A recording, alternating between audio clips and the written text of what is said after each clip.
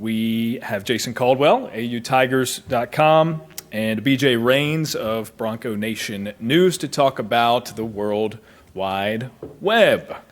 Navigating away from legacy media onto the web by creating your own site, something both of these guys have been very successful doing. Each of you guys just want to sort of introduce yourselves and then get into how you got into what you're doing currently? We can do that. My name's Jason Caldwell. Obviously, covering Auburn sports for a living we've been part of a magazine and website, so it's kind of been traditional meets kind of the new wave a little bit for us, but fully website now, and it's I've been 23 years doing it, so it's been a little bit longer than normally you have one side or the other, and people cross over or get out of it after a while. I'm kind of stuck in here now, so I'm enjoying it. But it's the history for me was getting into something that I loved and I wanted to enjoy doing, and so thinking about not being a job. That's what I wanted, and that's what I've been able to find, which has been the fun part of things for me, and so. You always tell people you don't get into this business for the money because it's not there, and I think that's the way for anything. I think you get into anything to try to enjoy it and be able to live and have fun doing what you do, and I've been able to do that now for 20 plus years, and things have changed quite a lot in this business for me. When you start talking about getting into it in 1999, the first year for me. I remember the first social media things were Facebook, and that's how, I was trying to get in touch with recruits doing those things, and it was through Facebook, and how it's changed quite a lot since that time. But it's always about working. That's in the end, that's the biggest thing. It takes a lot of work to do your own website. Normally you don't have a huge staff, as BJ can attest to. You have to do a lot of things on your own, and it becomes a challenge to learn to do everything. I was not a photographer by trade. Now I've done it for 20 plus years, and I'm okay at it now.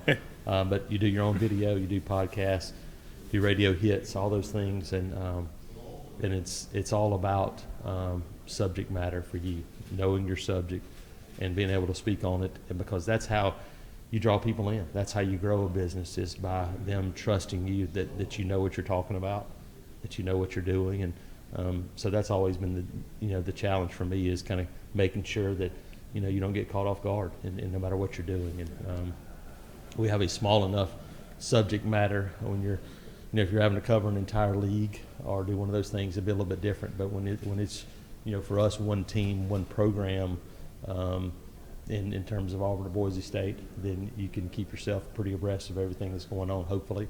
Can get off guard at times, but for the most part, it's an enjoyable process.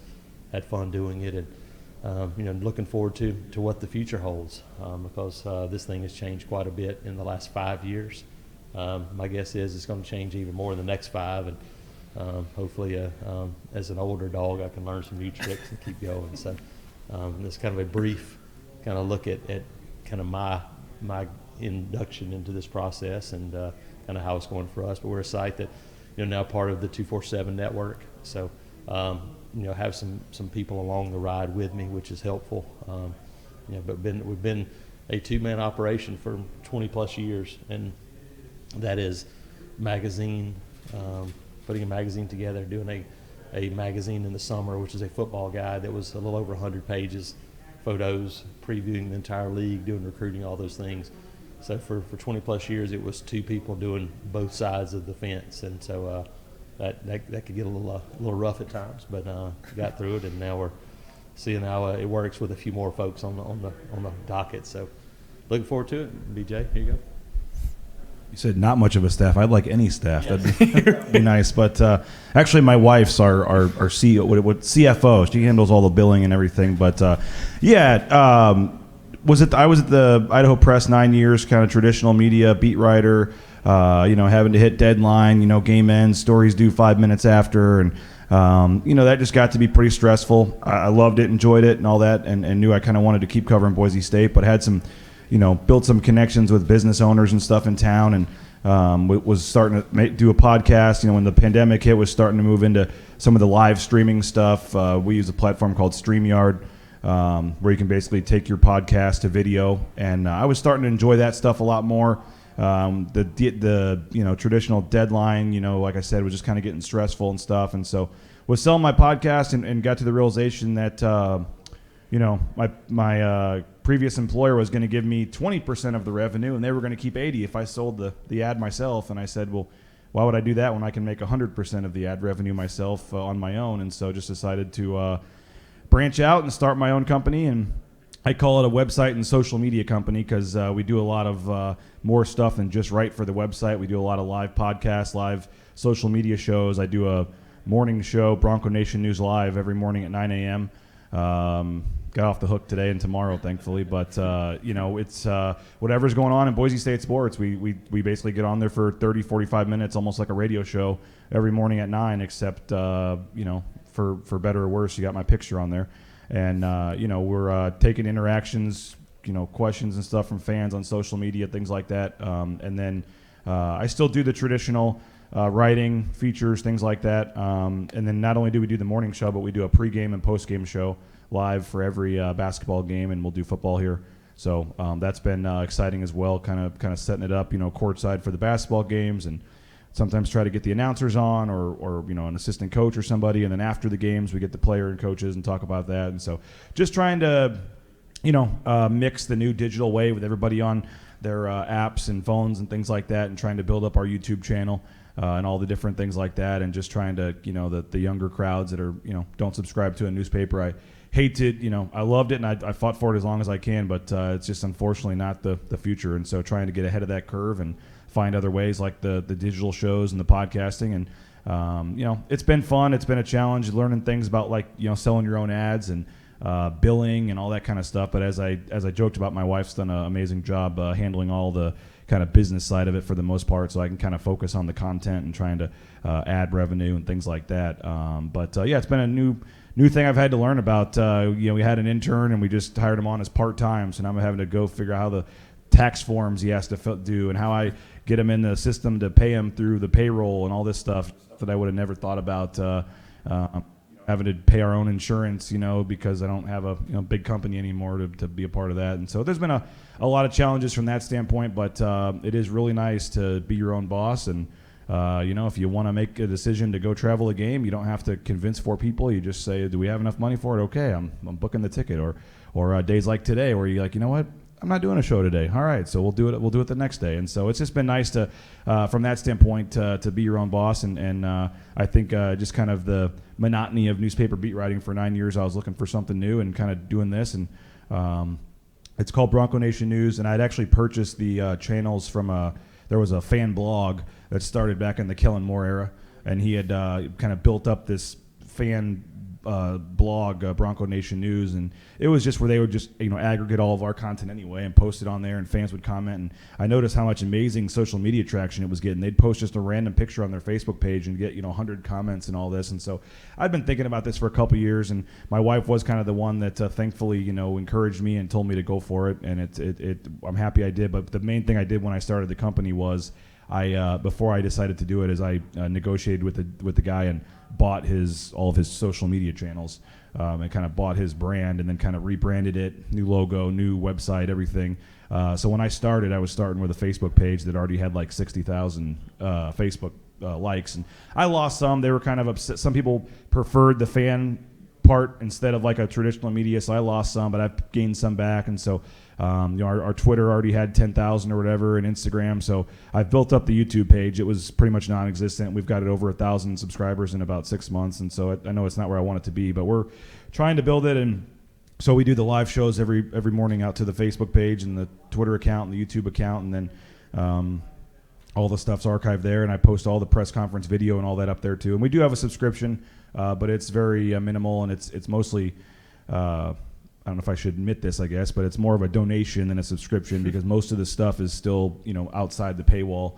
But there is some recruiting interviews and things like that I put behind the paywall. But I'm still kind of figuring that part of it out. But it's been fun, and Boise State's on a much smaller scale than say an Auburn or an SEC school. But in the state of Idaho, Boise State football basically is the professional sport because they don't have a professional sport there. So it's certainly a big deal for people, and it's been fun. To build this and see where it goes, and I'm already well ahead of where I thought. It helped that the basketball team, had a record couple of months and made March Madness. So I mean that really helped with the subscriptions and seeing it grow.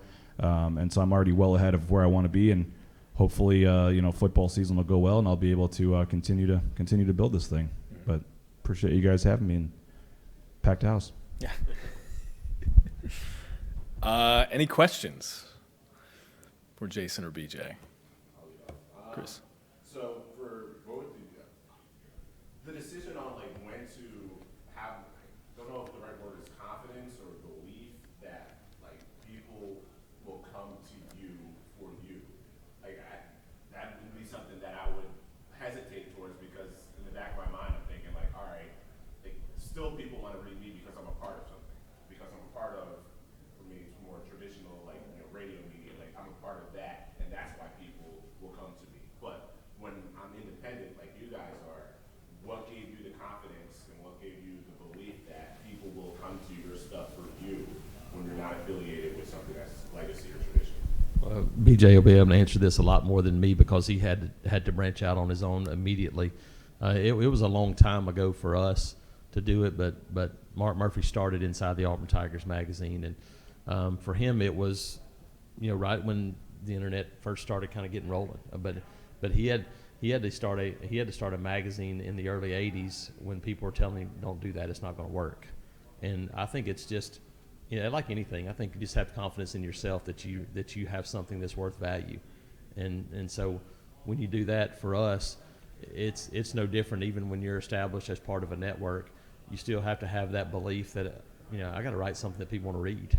And so it doesn't change. It's just on a grander scale, but it's more of a leap of faith when you do it like he did, and so he can absolutely answer a little bit better than me. Yeah, I would say I wasn't sure. There was a lot of back and forth. Will this work or not? And what am I doing? I will say that when I was able to secure the social media channels already, that was a big deal because I knew I wasn't creating a Facebook page with zero. So that helped to know that I had a backing. I just basically took a chance based on interactions I've had on social media and just hoping there were enough fans and that would want to follow me over, and that's why a lot of the stuff ends up being free and it's on social media, so it's pretty easy to get to it. I'm not asking people to pay a huge fee, but it's a very good question. And like I said, I've thought about this for a couple of years. And finally, there was just some stuff with the paper and just, not to bash anybody, but I just kind of felt like it was the right time to, look for something new. And so I was kind of, I don't even know if leap of faith is a big enough descriptor of what it was. But, it was, just kind of going out on a limb and saying, you know what, if I think my bosses at my paper were more shocked when I told them I was going to do it because they were kind of like, they were pretty surprised. But I just said this is something I want to do for myself, and I want to give it a shot. And you know what? If I'm ending up in some other career field in a year or two, then so be it, and I can be a normal fan again, which wouldn't be the worst thing in the world. But I like I said, I had some connections with business owners. That was the big thing for me, is I knew before I started that I knew I'd be able to at least pay my bills, for the first year probably, or at least get to the point where I'm not going to have to fold. And so that was a big deal to me to have a couple local business owners kind of back me that gave me the confidence that I could at least survive the first 6 or 8 months while I try to build this thing, and that was probably the biggest thing for me. And then it was just hope to build, and I've got bigger goals. I want to get a billboard on the connector, and there's all kinds of stuff I want to do to kind of continue to build this. But I would say it was just having the channels to start with, having a following, 9 years, And, to be frank, and Chris, about this, but I mean, there's been a lot of change in Boise media too. And so there's been guys that had been there for decades that were no longer there, my competitors and stuff. And I'd kind of risen up the list where I felt like I guess you got to be a little arrogant in this business. But I mean, I felt like I had gotten to the point where I was, near the top in terms, at least on the print side. And so I've definitely been there almost the longest, 10 years. There'd been a lot of change at the competitor in the last couple of years, and so just kind of figured, if not now, when? So figured I'd go out on a limb and give it a shot, and so far it's worked pretty good. I think connections are key. You mentioned connections in business, but I think connections in your job as well, knowing that I'm going to be able to get things that maybe somebody else doesn't have, because that's what people want. They want something that's off the normal news cycle, that's not in a press conference. That's the things you have to be able to do, is get those types of stories to make it on your own. And to make it in this business, you got to have some of those things, because everybody now, I mean, as soon as something happens, it's all over the world, and it's instantaneous all over the world, and it's people that aren't in media. It's somebody on somebody's Facebook page, or somebody just tweets it out, and it's already out there. And so to be able to get something different, that's something new. It's hard to break news nowadays, because in 5 seconds, it's all over the world already. So you have to have a way to find something different, and that comes through connections. I've got a question with that in mind, that maybe more along the lines for you, Jason. There was a time at which Twitter came along, and I know because I have friends in the Rivals Network, specifically for them, it shattered any kind of credibility or weight that they held in terms of recruiting, which would have been a huge benefit for a fan base to subscribe to a site like yours for a long time. That's a specific example, but could you talk broadly about the agility that you've had to display since you started in, 1999, Yes. You said? I mean, the world has changed in so many ways, particularly with the internet and media and social media. What does that timeline look like for you? It's changed dramatically, would be an understatement. Like I said, originally it was a case where you were still calling everyone, that whether they were recruits, all those things, you were trying to find a phone number, trying to do those things, and that meant you had to get on the ground. You had to be boots on the ground at camps, watching high school games, talking to kids afterwards. Hey, can I get your phone number?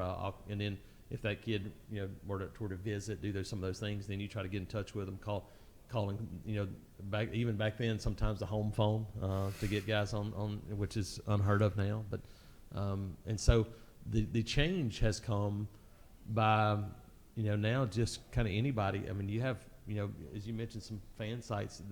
Those people are now in giving recruiting predictions and doing those things. It challenges you in terms of not necessarily credibility, but to be able to get to get something different and to be able to get those things. And so now, whether it's Twitter, you got people now that they'll reach out and contact recruits. Unfortunately, it happens. But what it does also is it forces more and more kids almost underground, to where they're getting bombarded left and right all over the place. There's more and more media outlets out there. You talk about covering, in our footprint, in Alabama, you have Auburn, Alabama, but Georgia's next door. You have Florida State, Clemson. There's so many people, and all these kids are being recruited by the same schools. So you may have a kid that is getting ready to announce, or he announces his decision, and there may be 30 different media outlets that are trying to get in touch with this guy. So that's where it comes back to relationships. And that's still the thing that's undefeated, is being on the ground, working, getting to know kids, recruits. And for me, and for both of us, it helps when they get on campus too, because you already have a relationship with those guys. So when you start talking to them when they're on campus and doing stories, then you have a connection, and they're more open and they're more honest with you because they know you, and they know that you've been there before and done those things. So yeah, it's changed dramatically. It's hard to get to the next Instagram, TikTok level. Twitter is still a great way to interact with most kids, because you can the DMs for me and doing those things. But I know in an ever-changing world, you have to be you have to be agile enough to change in a heartbeat. BJ, if you don't have anything to add there, I do want to ask, you mentioned business partners that you sort of knew were on your side prior to making the leap that you made. that's tricky, or it seems so to me, because as somebody who does play-by-play and like I've lived in a sales role before, and admittedly terrible at it, hated it. It's a tough thing to do, to sell yourself, and this is, there's a confidence aspect to this as well, as Chris alluded to.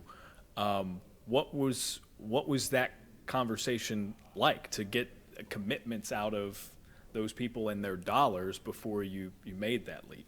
Yeah, and I will say quickly to his I mean, I can't tell you how many times I still do it where I see some, recruiting thing, and then I click on the guy's bio and it says recruiting analyst, and then it doesn't say where he is or with who, and it's just crazy that what social media has become, because there are like basically fans that now call themselves recruiting analysts and then try to cover teams and cover just so they can, DM the guy or talk to the guy, or they're predicting stuff, and they don't have a job, they don't have anyone they're doing it for, they just do it for themselves for free. And I mean, I guess if they're young enough and they're trying to build themselves up or something, I'm not trying to discourage them, but it is hard to identify kind of the mainstream outlets with the other outlets, and social media has given everybody a voice, unfortunately, for good and bad. But so that has been a little bit of a challenge. But with that, the hardest part was some of these guys were like, I don't know if friend's the right word, but it was different to go to them and say, okay, now what do you think about supporting me financially and stuff? And so it was mostly Boise State, like guys that maybe even knew they weren't going to get a huge return on their investment, at least early. But it was kind of just like they want Boise State to have this kind of coverage, so they just kind of said, let's try it for a year and see what happens. There's only been 2 companies. There was a bank and a car dealer that I had to go cold turkey and had never talked to the person. But I've got 9 advertisers, and the other 7 I knew in some capacity before I started. And some have different levels, and others there's 4 or 5 of them that are just kind of in on a lower level to try it out. But a couple of my 4 or 5 main sponsors, there was a paint company that I knew, and a grocery store, and a couple others that I just got lucky and knew the right people and had gotten to know them over the years. But yeah, it was definitely different, because I don't think they didn't want to, probably was in a tough spot for them too, because they don't want to say no if they didn't want to do it, to be mean, if they know me and stuff. But so maybe I got lucky that way, and it kind of forced them to do it. But no, it was I'm not a salesman. I've never done business. I've never taken a business class. I knew nothing about it. I mean, I was having to write the business proposals, and I'm Googling how to write a business proposal or all this stuff. I mean, I knew no idea what I was doing. So just the other day, my intern is becoming part-time, and so he wanted to put something official on paper, and I literally Googled part-time employment agreements. I needed to see what I had to write down on it. I'm learning on the fly here as I go, but no, it's been the business side of it is not, I don't enjoy that side of it. I don't enjoy that side of it, and I don't enjoy some of my sponsors, they don't care how many page views, they don't care how many whatevers, they just want to support me. Then you get like I said, the car dealer goes through an ad agency and all this, and they're wanting the exact number of clicks, and they're wanting the exact number of this, and they want it broken down per day of the week and month and show and all this stuff. And so it's a different world from that aspect that I'm learning about. Part of it was kind of nice when I was just writing my stories and turning it in and being done and not having to worry about the business side of it. So that's been a big change, but it's been good for me, a good challenge. Like I said, I don't know if burnt out was the right word, but I was just kind of looking for something new. And so this has been a whole new thing that's kind of re-energized me and forced me to kind of learn some things that I hadn't really thought of before.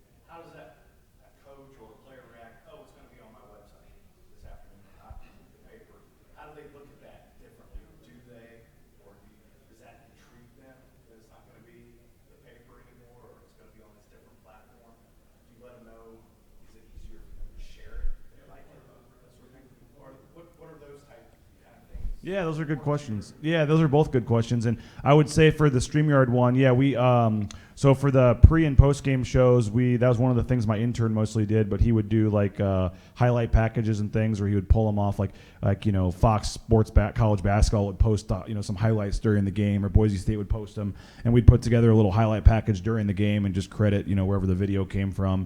And so on the post game show, we would have that.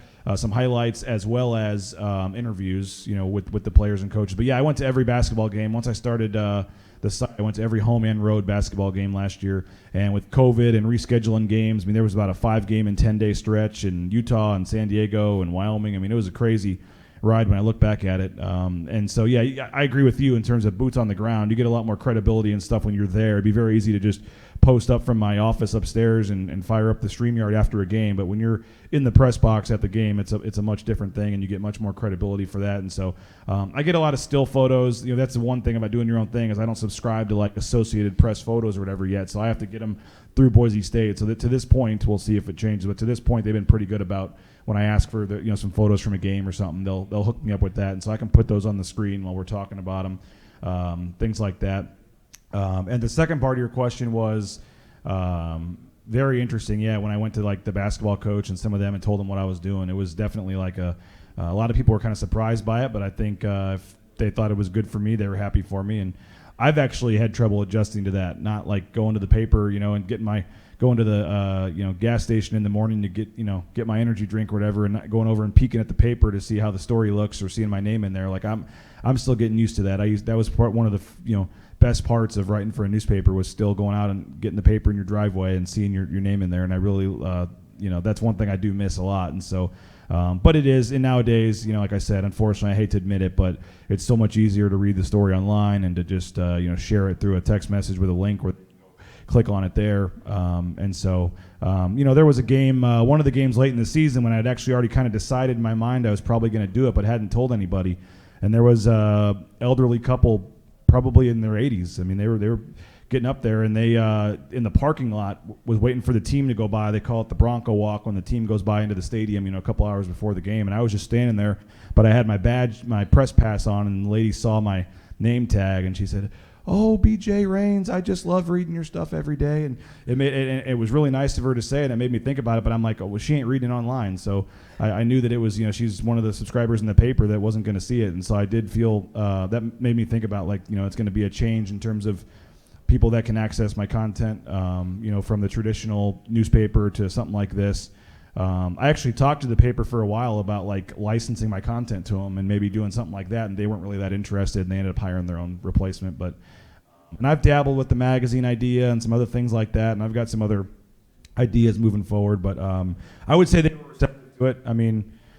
It's just a new thing people have to get used to with the web and everything else. But certainly, from a straight eyeballs standpoint, starting out, I probably went way down in terms of for subscribers versus reading my stuff online, but hopefully we'll keep building.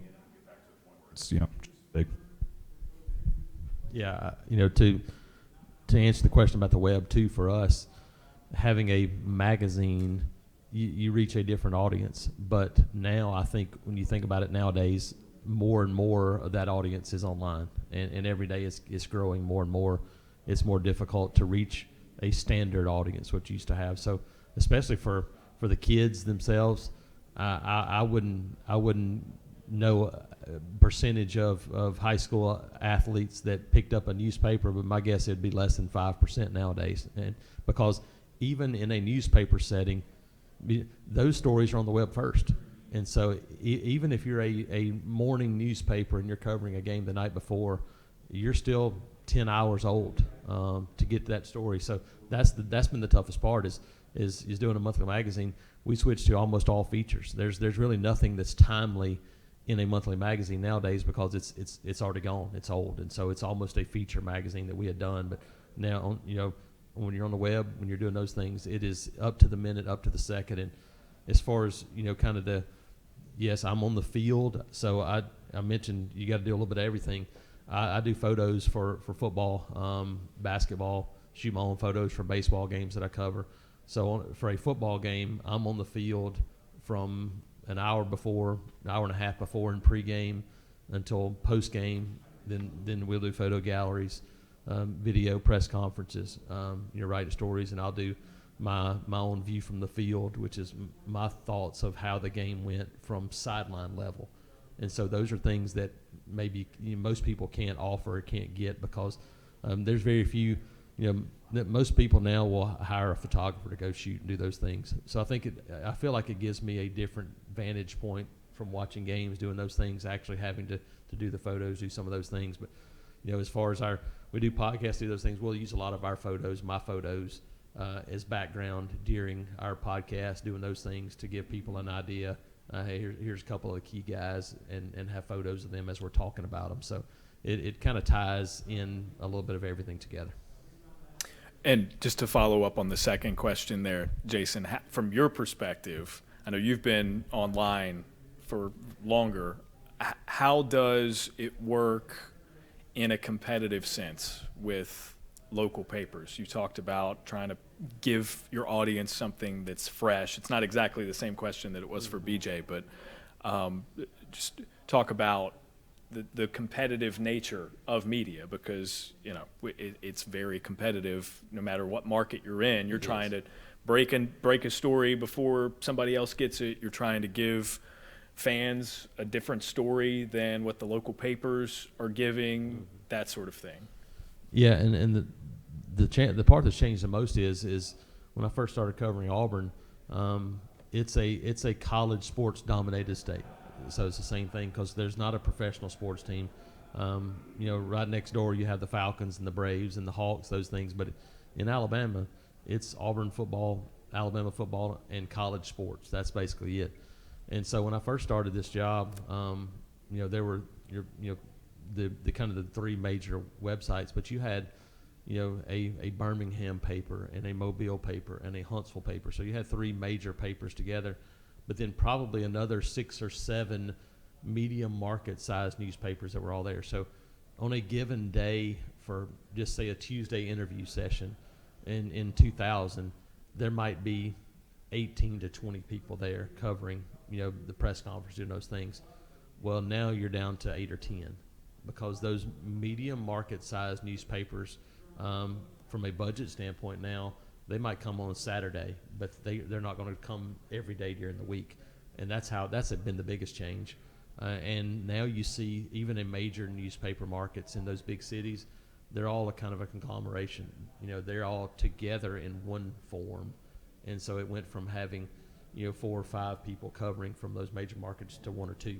And so that's been a huge change. But yeah, it's all about competition. You have a local newspaper that they're covering everything and every angle of it.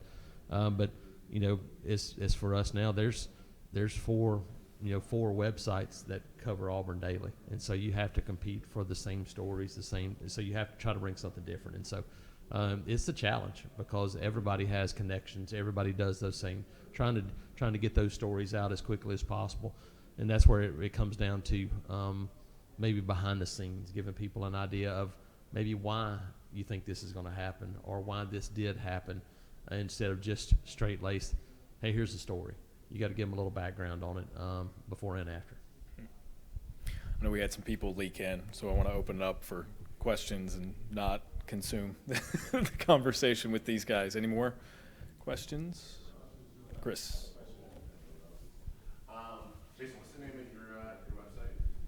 Yes, it's autigers.com, but auburnundercover.com. So we're part of 247 Network. So we, as a little background, we were a kind of a contract with 247 going in, but we had been part of the original Rivals Network at one point, and then you go on your own for a little bit, you come back to another network. We're part of the 247 Network now, so there's a couple of different ways you can get there, but yeah, it's an Auburn 247 site now, but autigers.com was part of our Inside the Auburn Tigers original website that we were able to go through. So there's a couple ways to get there. Gotcha. So the reason I asked, I know the name of BJ is that, like, when you're with, let's say, like the Auburn Journal or the Idaho Press, right?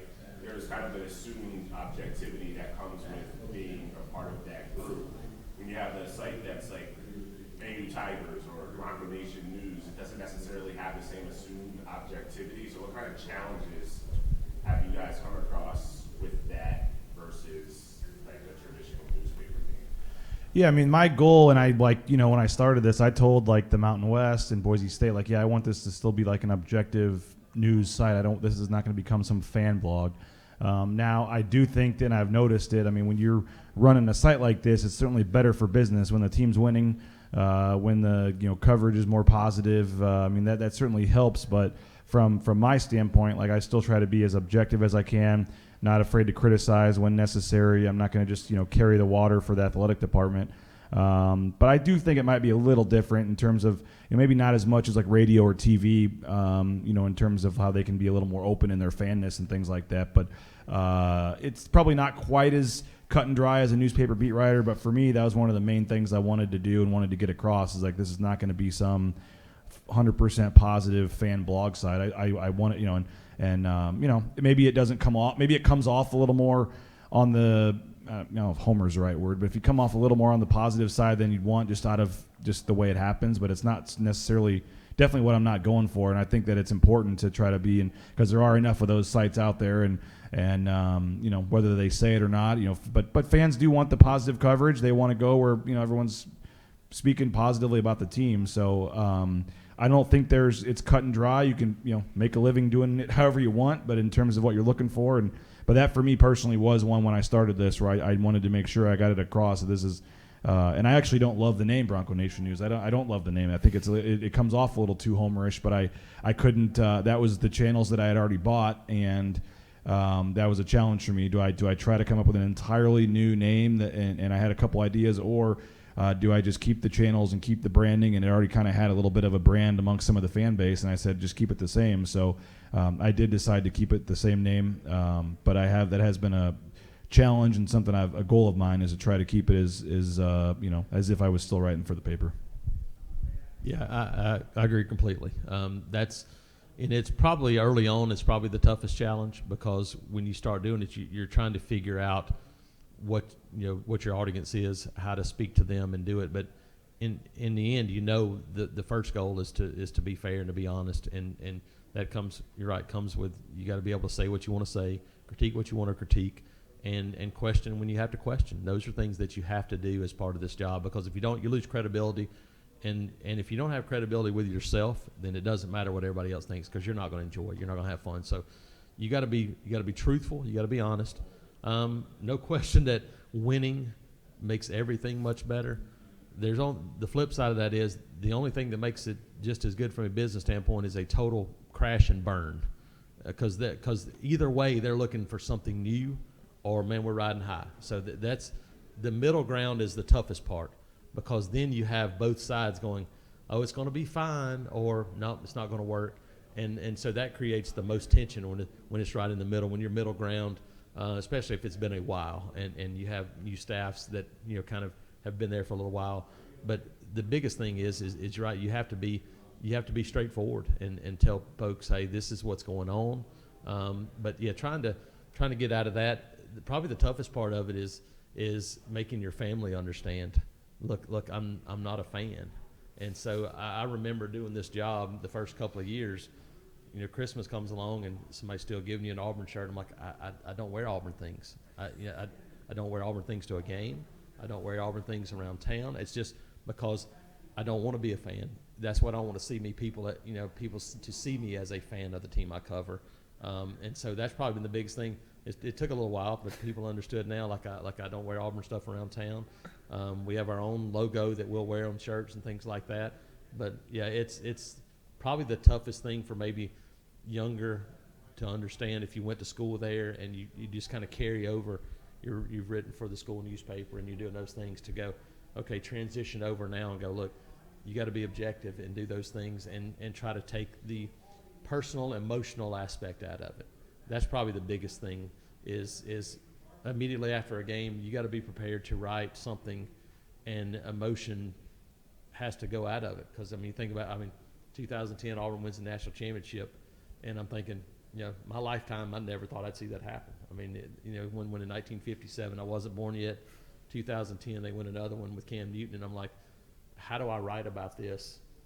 And then you just have to go, okay, this is not about the history for you. This is about the history of this program, and you have to take that into account, put everything aside, and do your job. To your point, like as a follow-up to it, do you feel like the literal name of the website kind of feeds into the expectations of the outside that it might be more fan-driven? Yeah, it could How be. do you overcome that? Yeah, I think you have to in terms of the name being fan-driven, because the name of our magazine is Inside the Auburn Tigers. So we're basically trying to get people an inside look at things. The biggest part of things for us is the community that has been built over the years. So there's a portion of the site that is fan-driven, the message board side of things, that is fan-driven. We're there to, hey, we're moderating, answering questions, doing those things. So that's probably the part of the job that may be the toughest for traditional media moving over, is that it is literally 24/7.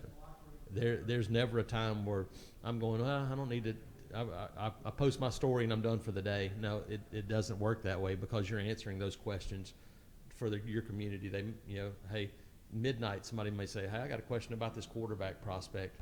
Got to be prepared to answer that and not let it sit for 2 days. And so there's a portion of it that is always going to be fan-driven because of a message board community. But what it is I think the expectations are, they know it's going to be covering Auburn, covering Boise State, whoever it is, but they also know that, look, they're not going to be somebody that's afraid to tell you exactly what is happening and going on with the program, even if sometimes that's not the best news. I got to follow up about your story about the clothing, because there's two questions I always get that people don't understand. Like, can you get me free tickets? And why you're not wearing Boise State clothes? And even my mother-in-law will like see me before a game, and she still will say something. Everyone will wear their Boise State stuff. And, you're not wearing, And I don't own a single. I've lived there 10 years. My kids do, my wife do. That's fine if they want to. But I don't own a single Boise State hat, shirt, shorts, whatever. I just don't. And so I totally agree with that. And yeah, that is just a weird thing that people just. Aren't you supposed to be a fan of the program? And like I said, you have relationships with the coaches and players. You individually want to see them do well.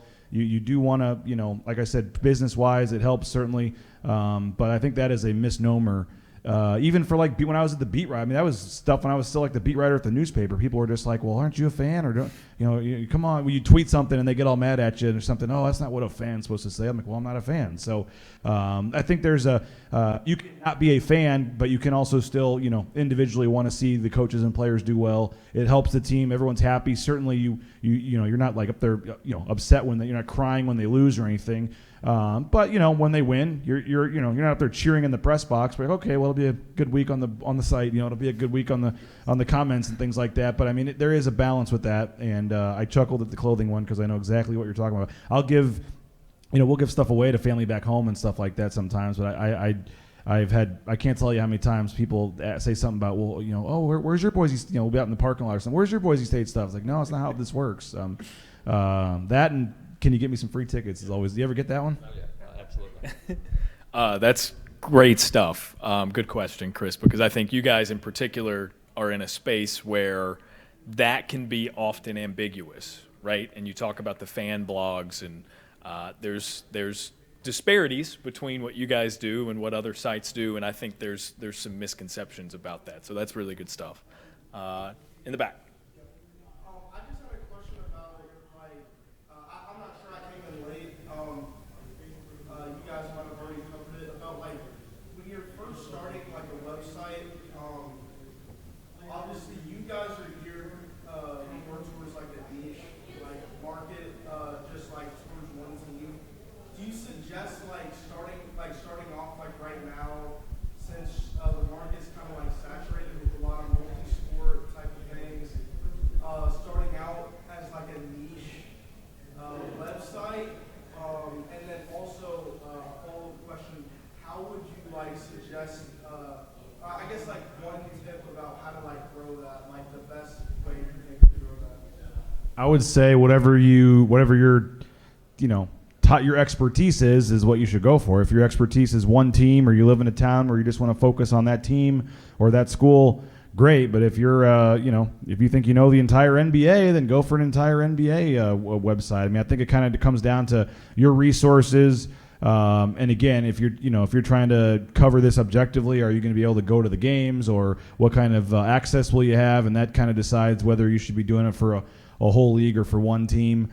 All the other stuff, photos, and what are you going to be able to have on your website? Where's that going to come from, and what does that mean in terms of whether it's better?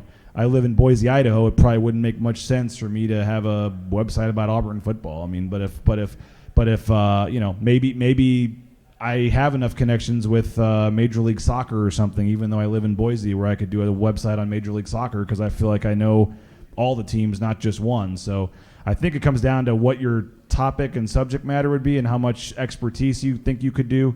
Sometimes you get more content by being a bigger site and it's easier for you. But it also, there's no way I could cover like the entire Mountain West or the entire college football on the West Coast because there's just too much to do. So I think it just kind of depends what you're looking to do. And in terms of growing it, I mean, it just, that's a really good question. And it just comes down to probably social media and just continuing to put yourself out there and keep meeting the right people. And you just got to get lucky, is probably honestly part of it. And it kind of just depends, again, what your situation is, your town, if you have, if there's advertising you can do, or if you can partner. I already partnered with the local radio station, which was a big one for me. So I go on every week on the local radio station in town and do a segment on their show. And then both of their hosts come on once a day. One's on Monday, one's on Thursdays on my show.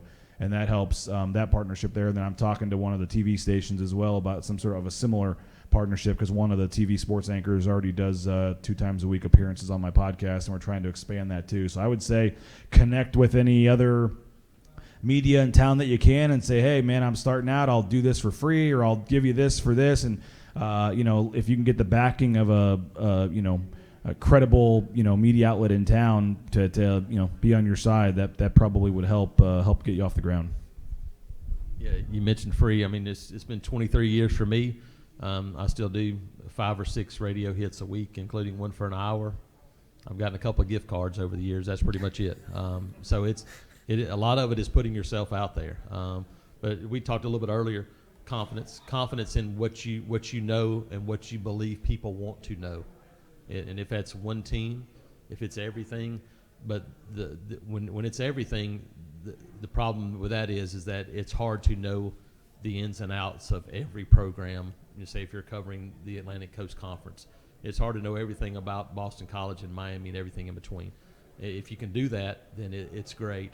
But normally it takes a network to do those things because people want to know something that they don't read every day, and that's where that specialized market is probably an easier way to go if you have something that you're really passionate about.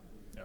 Good reason to revisit your feet on the ground philosophy too. My wife's already been trying to push me to start like a, New Mexico Nation News or whatever. She thinks, there can be like, because 247 obviously expanded and stuff. So I cover Boise State right now, but maybe there's somebody that covers Wyoming that would want to start something similar. Or maybe there's someone that covers Air Force that might want to start similar. So there is ways to expand, but I agree. You can't, it's hard to, do some of the schools and things like that. If you're not, I couldn't do it. I don't know. I don't go to practice at New Mexico or San Diego State or UNLV. I can't do that myself. But if you can have some sort of network, there's probably ways to maybe do that as well. Yeah.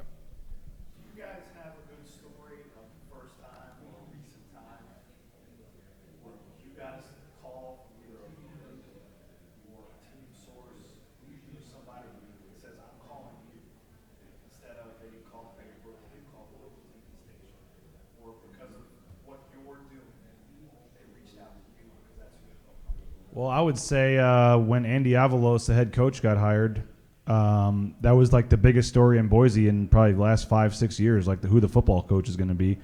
And I was only about a month into my new site.